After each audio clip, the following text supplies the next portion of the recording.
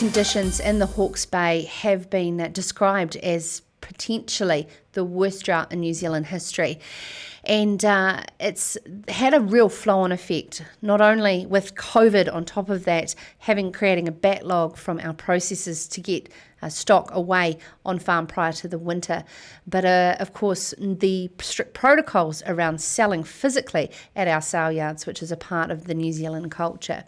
We're joined now on Sarah's Country by Senior Analyst for AgriHQ, Suz Bremner. Welcome tonight, Suz.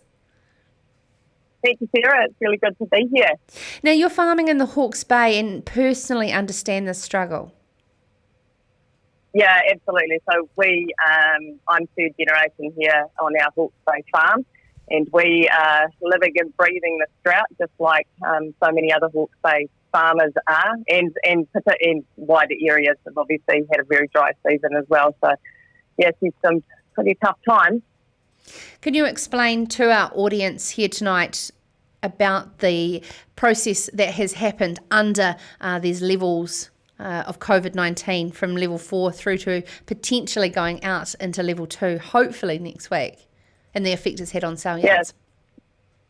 So, of course, the sale yards shut down when we moved into alert level 4 and remained shut all through that. That had a very big impact on livestock selling at a time when we were not only battling COVID-19, we had M. bovis, we had TB in some areas, and of course we had the dry conditions going on. So to have a selling system that everyone knows so well suddenly taken away was pretty devastating, but it opened the windows for a lot of companies to set up online trading platforms.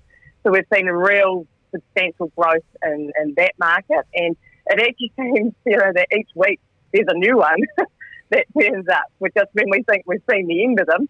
And so last week when we moved, was it only last week? It was, into alert level 3, New Zealand Farmers Livestock introduced a hybrid selling system, which meant that they essentially held cattle sales at the Frankton and Stratford sale yards.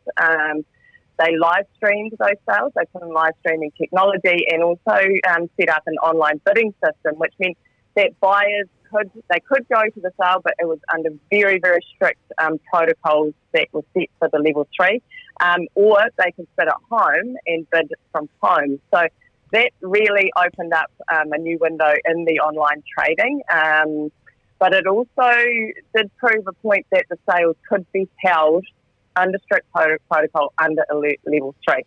So now what we're looking at heading into alert level 2 is that the companies have made the announcement that when we get to alert level 2, the sale yards will reopen, again under strict protocols, which we will find out more about tomorrow when the government makes the announcements of what we'll see in level 2. But it does bring some certainty to farmers that these sale yards will be open.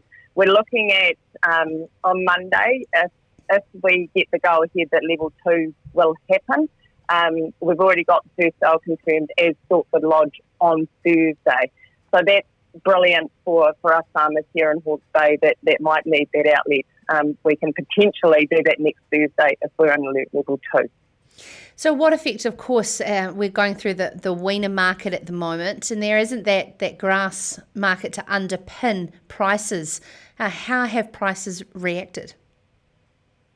Yeah, so in a normal year, we would have just finished off some very busy months of weaner fairs and calf sales.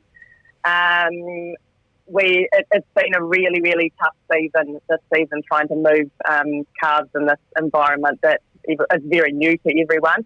But we've also seen a bit of a trickle-down effect where stock is not, the hold-ups at the processors around, mainly due to COVID-19, has meant that stock has not been able to be killed, which means the next age group, the buyers are not picking them up.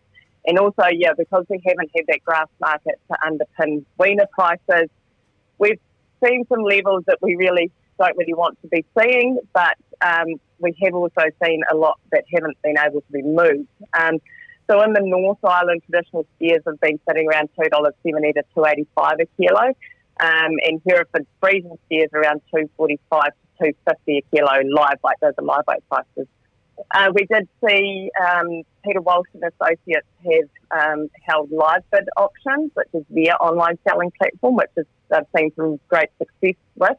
And so for their Shenley Station sale, their top Angus steers made $2.80 to $3 a kilo, and the heifers were $2.35 to $2.60 a kilo. So not what we've been used to the past few years. We've had a really good run in prices, but sellers have had to meet the market this year. And of course, we're going into Gypsy Day, or formerly now known as Moving Day, and of course the offload of a lot of cull cows being drafted out prior to winter. Well, there'll be a real effect on that market as well. So of course we typically see the autumn offload of cows as some of these dairy farms shareholders, and that will move around. That autumn offload is very typical in any year, but this year it's been compounded with COVID-19 hold-ups, the sale yards being closed, the drought in areas has meant that there has been probably deeper culling and people probably more digging into breeding herds, more traditional breeding herds. So that is creating a lot of backlog at the processors. And so we are seeing that bonus cow prices are fairly low this year. In the North Island, we're looking at $1.10 to $1.30 per kilo live weight for bonus cows, but in the South Island, we're looking at around 60 to 80 cents per kilo. So that's getting pretty low. But what that opportunity that has opened is that some of those cows are coming up to the North Island and are going out to grazing just because they can be picked up at pretty low values, and they'll just graze them out until the market picks up. Yeah, and of course we have spoken just before to Steve Pino from the Ministry of Primary Industries as the Director Investment and Programming in terms of pumping money into ensuring that we look after our dairy genetics. So it would be a terrible shame if we're starting to really dig deep into our capital stock.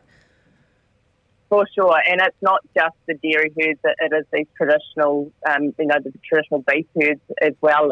It would be devastating.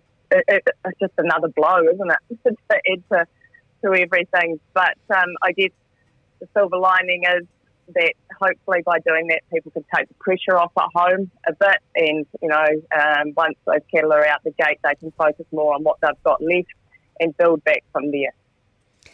Okay, to close, Damien O'Connor's come out with more cash to throw around to advise farmers like yourself, Suz, about how much feed you've got going into the winter.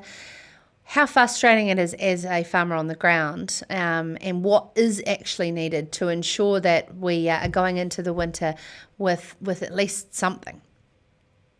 Oh, Sarah, we've had so many discussions over this, haven't we? Look, as I say, I'm a farmer myself, and I can talk. I like talking. Not so many farmers necessarily do like talking as much as I do. What I do like is action.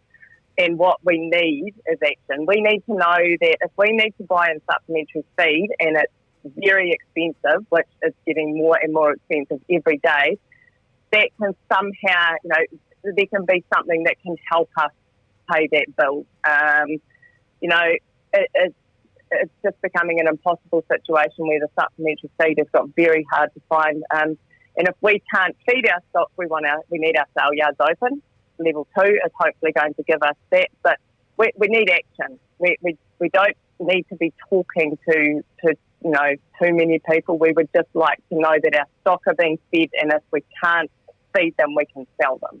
Sell them or process them, of course. And the backlog is actually and that's coming along. Yeah, that's about a 6 to 8 week backlog sitting there as well. So but I know the processors are doing all they can to get that capacity back up.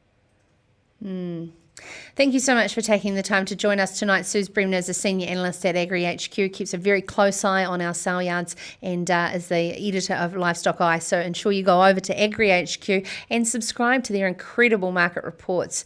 They've absolutely got their finger on the pulse and their elbow leaning across the rail, keeping you up to date on what's happening with market prices. This is Sarah's Country.